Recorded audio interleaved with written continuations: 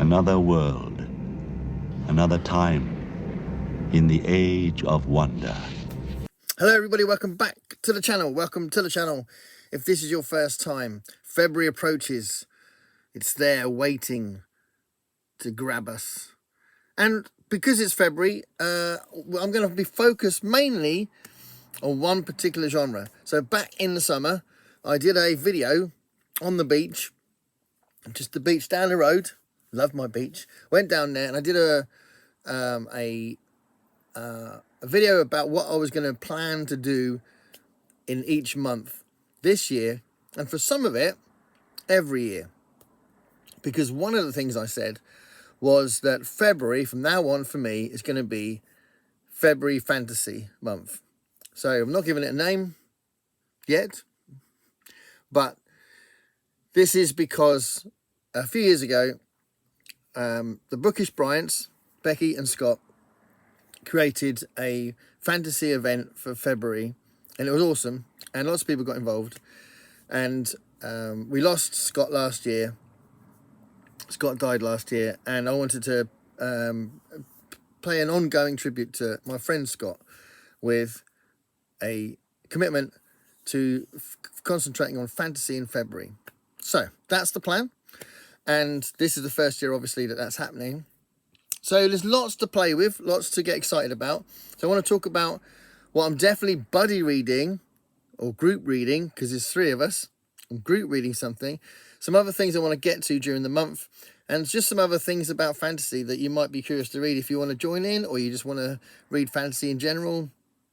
Some things that are out there, because fantasy is a huge area. So obviously when you think of fantasy, you probably think of epic fantasy with wizards and orcs and dwarves and elves and all that, and obviously that's a huge part of fantasy, but there's lots of different types of fantasy, so I was going to talk about that.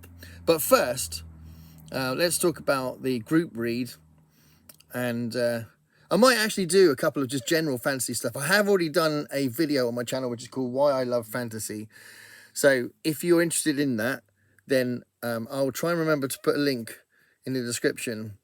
And I know I talk about Brian Froud in that video. So if you're a Brian Froud fan, put up your hand, put up a comment, and I'll be like, you like Brian Froud too? Awesome. Brian Froud is amazing. So if you are interested in seeing the Why I Love Fantasy video, that was done a little while back. But I might do a couple of other general fantasy things, we'll see. But in the meantime, this group read is my first venture into Robin Hobb. So it's going to be cool. Assassin's Apprentice. And we are reading Robin Hobb for the first time. And this is going to be me and Dave from Book Blather, my live stream partner. Dave from Book Blather, and also Joe from Book Buds. The three of us are going to be reading Robin Hobb. And I think all three of us are reading Robin Hobb for the first time. So that's pretty cool. So that's definitely going to be happening. That's going to be my first read of the month. So that's definitely happening, because we're going to do that together. And then we'll talk about that on our Is This Thing On, because Joe's going to be one of the guests on our live stream. So the three of us will talk about Robin Hobb and Assassin's Apprentice. Okay, so I'm also trying to commit to Eyes of the Dragon, because this was the winner of the last Vote for the King thing. So I've got this ongoing thing where I put up 3 Stephen King books, and I asked you guys what my next Stephen King read should be, and you guys voted for The Long Walk, and that was awesome. And then I put up 3 other books, and you guys voted for The Eyes of the Dragon. It was pretty close this time, actually, but The Eyes of the Dragon won just over The Dark Half. So it's a fantasy book, so it's a good time to read it. So I'm committing to this one as well. So that should be fine. I've already been rereading the Swords books by Fritz Lieber. So these were a huge part of my childhood. I absolutely loved them when I was really young, and I wanted to reread them. And I read Swords Against Deviltry again recently, last year or the year before. I can't remember. And it was a very pleasant read. I was really pleased that it didn't seem particularly dated, which I was kind of prepared for. I thought it might be like that, but it wasn't, which is great.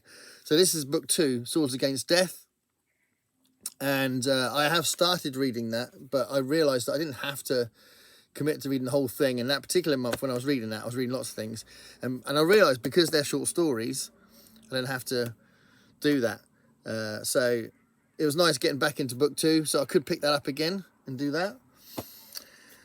And I really would love to read a second Brandon Sanderson book, because I read the first book of The Mistborn, which was Final Empire, and absolutely loved it. So that was there. Final Empire, really liked it, really enjoyed it, and I wanted to carry on the series. I've got the other two in the first trilogy, so this is the Well of Ascension. So yeah, I want to read this, the second one. So that's definitely one that is quite an important one for me. This is one that I heard about a lot, and then I got it for Christmas from my tokens. And this is Christopher Borman, The Black Tongue Thief. This is supposed to be really good and a lot of fun. So I prefer fun fantasy to dark fantasy, really. But I don't mind a bit of dark fantasy in there. But yeah, The Black Tongue Thief is definitely one I want to read. So if you've read that, please let me know in the comments, because I'd love to know if you read it and if you like it. I think it's Heidi that really likes Christopher Borman. And there's a book I want to get called Between Two Fires, but I haven't got that yet. So I've got this one, The Black Tongue Thief. So I think I'm going to enjoy it. I think it's like a side character's point of view of a quest that a hero's going on. I think that's all I know. Would love to go in blind, but Black Tongue Thief. And talking of dark fantasy, I don't really think I'm going to get to this, but this is on my eventual TBR, and that's the second book that follows the Blade itself in the First Law trilogy. I think they're called First Law trilogy, Joe Abercrombie. I don't know if you remember me saying on the channel, but the Blade itself kind of won me over, but I didn't particularly massively enjoy reading it. It won me over by the end of it, so it's fine. I'm going to carry on reading them, but I wasn't wowed like I was expecting to. I thought I was going to absolutely love it, and I didn't. It was fine. So it might be one of those ones that if I reread it, I might like it more, but don't know. Seems a bit like favoritism. But yeah, I'm not going to reread it over and over again until I like it. But this is book 2 anyway, and I've got the other one as well. I've got all 3 books. There they are, in fact. Yeah, I did get them because I wanted to read them. So yeah, that's the thing. So regardless of what I'm going to read or what I hope to get to, let's talk about other things you might want to read for a second. So fantasy does include urban fantasy, and there's 2 big urban fantasy series that I'm playing with. And this is one of the ones I need to read for the Rivers of London series. So this is a policeman who's a wizard. A policeman who's a wizard, and it's set in London. And there's a bunch of, there's about 8 or 9 in the series, and then the novellas and stuff like that. And I'm on book 5 or 6, I can't remember. But this is one of the ones in that later part. It's one I need to read. So this is about a policeman that's a wizard, right? Now this series is about a policeman that's a wizard. Set in the US.